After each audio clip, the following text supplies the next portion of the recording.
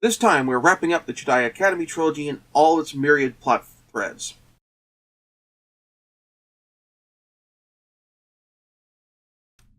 Picking up almost immediately after the conclusion of Dark Apprentice, Kyp Durron heads to the planet Caridia to find his brother. He threatens to cause the Caridian system's star to go nova if they don't tell him where his brother is. However, the planetary governor of Caridia has never heard of the Sun Crusher before and isn't familiar with the Maw installation because he didn't have clearance for that in the Empire, so he plays games with Durron and calls his bluff, but Kyp's not bluffing. On realizing their sun just went nova and they're all going to die, the Caridian government panics and lets Kyp know that his brother is in fact alive. Kyp tries to rescue his brother, but it's too late, and the shockwave from the nova destroys Caridia and kills Kyp's brother, but the Sun Crusher with Kyp inside, because it's designed to survive this stuff, is intact, so Kyp ends up looking on in despair. The shockwave in the Force reaches the students of the Jedi Academy and restores Luke's link to his body, but his spirit is still trapped outside, and Exar Kun is still active in trying to kill Luke's physical form, so Luke has to communicate with his students, his sister, and his nephews to beat Exar Kun and keep his body from being actually killed. Meanwhile, a Republic assault force commanded by Wedge Antilles and accompanied by Chewbacca is headed to the Maw to rescue the imprisoned slave laborers and retrieve whatever data they can from the station's computers so they know what other superweapons the Empire has been working on. Meanwhile, Lando is trying to bring the Kessel Mines up and running again with the help of the Smugglers Alliance and Mara Jade. Meanwhile, Han is trying to talk down Kyp Durron, after he's found him, of course, before he causes any more stars to go nova and before Kyp has to be killed. Meanwhile, an assault force from Caridia, which left before the planet's destruction, has the location where Leia's infant son Anakin is being kept and is on the way to kidnap him to make him their new emperor. Meanwhile, Mon Mothma is still dying from mysterious illness, and last but not least, meanwhile, Admiral Dala has one ship left, and she and her crew are trying desperately to get it up and running. So, Luke, his Force-sensitive relatives, and students pull their powers together to defeat Exar Kun. Once this is done, Akbar and Turfin, Akbar's preferred mechanic, arrive at Yavin 4 and tip off Leia that the Empire knows where Anakin is. They join a Republic assault team that is sent to rescue Anakin, and they, along with Rinter and the internal defenses of the facility, hold off the assault. Han and Lando talk down Kyp and bring him to the Jedi Academy. Luke puts Kyp through a test in the Force through Exar Kun's own temple and determines that yes, Kyp is repentant and wants to go through the process of redemption. Han and Lando then head off to Kessel, while Luke and Kyp go get rid of the Sun Crusher by dumping it in the black holes of the Maw installation. Akbar, Turfin, and Kligal learn Mon Mothma's illness was brought on by nanobots, which were in a drink that the ambassador from Caridia threw in Mon Mothma's face back in Book 1, which you may or may not have completely forgotten about. Kligan, using her Force healing abilities, is able to disable the nanites, allowing Mon Mothma to start a recovery. While Mon Mothma recovers, Leia is appointed new head of state of the New Republic. While all this is going on, Wedge's assault team has to fight their way into the Maw installation and stop the self-destruct, during which time some of the researchers and administrators steal the prototype Death Star and head out into the larger galaxy. They test-fire the super laser on the moon of Kessel before returning to the Maw installation in an attempt to defend it. During all of this, Dala attempts to return to the Maw for repairs and ends up engaging Wedge's forces. Ultimately, the Maw installation is destroyed, the Death Star prototype is lured into the black holes by Kip Duron, and Kip ditches the Suncrusher in there before bailing out in the message capsule. Dala escapes and decides that maybe going it alone was a bad idea, and she's going to join up with the Imperial Remnant.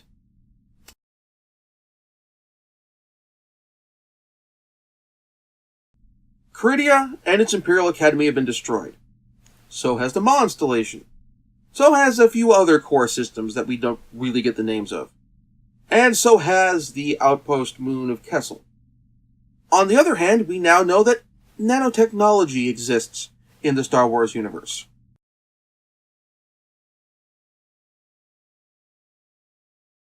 As is expected with Luke finding that there was still good in Vader, Luke has accepted Kip Duron as a student again and is working to help him redeem himself. Leia is now head of state of the New Republic. She assisted in the defeat of Exar Kun with her Force abilities, and with helping to rescue Anakin Solo from an Imperial strike team. Lando has taken over management of Kessel and plans to operate the facility humanely with the assistance of Nien Nunb and the Smugglers Alliance. Chewbacca led a strike team of Republic commandos in the attack on the Maw installation to liberate the Wookiee prisoners. Admiral Akbar has chosen to return to the New Republic military. Wedge commanded the New Republic attack force on the Maw installation. After several crushing defeats in a row, Admiral Dala decides to join forces with the Imperial Remnant after all.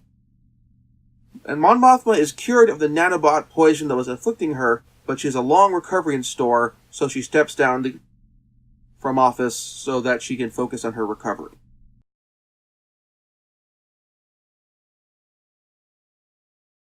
The way that the administrators of the Maw installation keep falling back onto bureaucratic procedure feels very much like a satire, deliberately so, of office politics and bureaucracy. Now, we've had a few writers with libertarian backgrounds in the past writing for Star Wars, and from what I've heard, Kevin J. Anderson has some somewhat libertarian views, but this certainly isn't a anti-government libertarian criticism.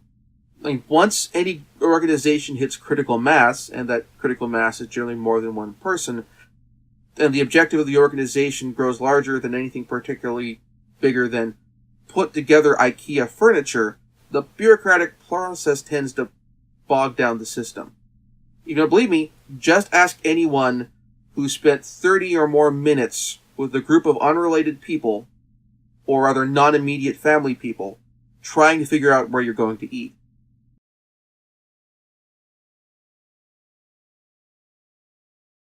This book is kind of where the trilogy falls apart. Kevin J. Anderson just has too many plots floating around that he needs to wrap up in this book. The loaded gun of the Maw installation and everything else they had in the making and had made in the past. The fate of Admiral Dala, Exar Kun and his influence on Luke's academy, Mon Mothma's mysterious illness, and so on. What this leads to is a series of anticlimaxes.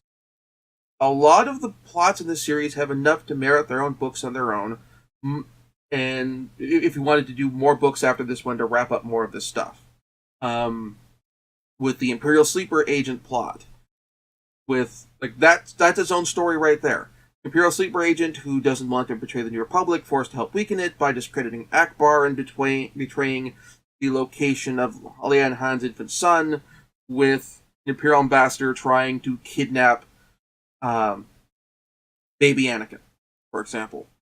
Or the Maw installation with the Republic sending a strike team to the Maw to find out what else they were working on, and discovering a whole bunch of other unfinished projects, or perhaps other ones that were put out, that were manufactured and sent out, but haven't turned up yet. We have again, Admiral Dala, her plot arc on its own. It's mostly wrapped up here fairly well, but it still feels anticlimactic for how this is executed. Now, when it comes to taking these plots and putting them into trilogy novels, I'd probably, if I had to just pick, pick which ones to put together if I ran the zoo, you could probably get away with 2 of these. Maybe if you push it 3. Like the Maw, Dala, and the Jedi Academy. Because the Maw and Admiral Dala are pretty much linked together very closely. If the one thing I'd say would be, I'd probably tweak how that worked narratively.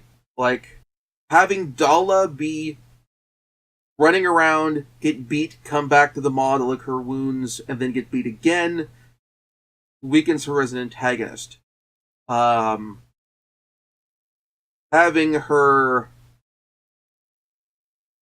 at the Maw with our protagonist escape, including with the Sun Crusher, her heading out and taking on the Smuggler's Armada or that sort of thing, and then have Republic come in, push for liberating the Maw installation and shutting that down, her being forced to withdraw, perhaps because it's the Maw's indefensible or something now or something similar.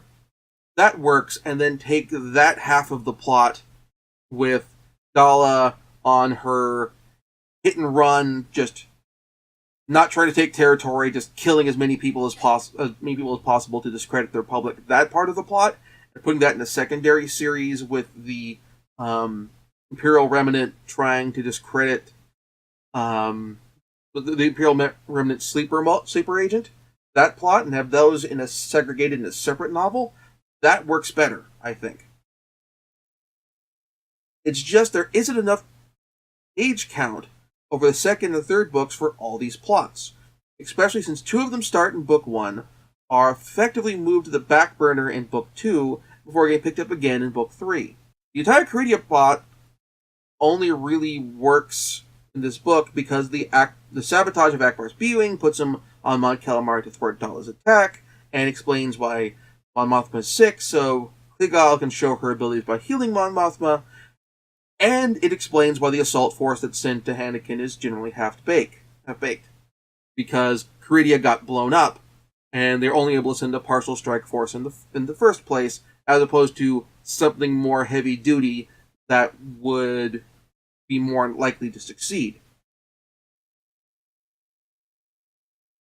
And indeed, taking a lot of that out, the only reason as far as with the kidnapping Anakin part of Caridia,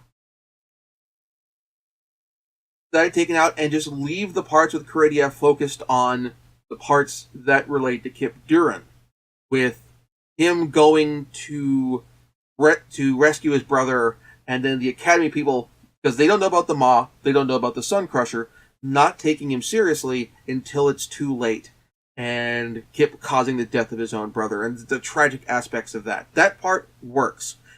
Everything else related to the Imperial Ambassador from Caridia, the strike force from Caridia, all of that is clunky. Indeed, for a series called the Jedi Academy Trilogy, because of all the stuff they deal with here, the events of the Academy itself feel like an afterthought. They're given less time than all the other plots, and the conclusion of the whole thing with Exar Kun comes to a conclusion almost in the middle of the book. Ultimately, Champions of the Force is 80 pounds of plot stuffed in a 40-pound book. And I don't know where the failure happened, where the point of failure was. If Kevin J. Anderson is a pantser, that is someone who writes by the seat of their pants instead of laying out the entire plot in advance, that explain this. That leads to Dala leaving the Maw and then going on her growing rampage of revenge before coming back, because you need to have her come back for the final battle at the Maw installation. And it's just a case of he kept introducing plot threads after plot threads and finding himself having to tie them all off in the last book without having the actual time to get them all wrapped up properly. If he's a plotter, then did Kevin and his editor not sip out the large nest of plot threads until they hit the last book? In which case it was too late? I don't know. As it is, I enjoyed the first two books of the series, and certainly once you've started the ride with the first two books, you might as well finish it out. But it's a rough finish. It's like a gymnast who's doing a spectacular routine on the balance beam, and then when they go for the dismount, they just land right on their butt. We'll see in future installments, in particular with Kevin J. Anderson's work, whether his sticking the landing and not being able to do that becomes a recurring problem, or if this is an outlier. Next month, we are continuing with comic stuff and returning to another work by Tom Veitch, but not Veitch and Kevin J. Anderson, with Dark Empire 2.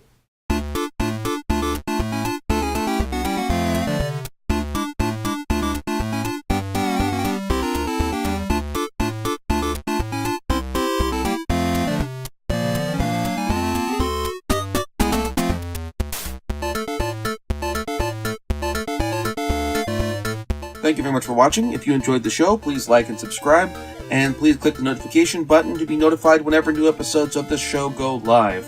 If you really like the show, please consider backing my Patreon at patreon.com/count0or.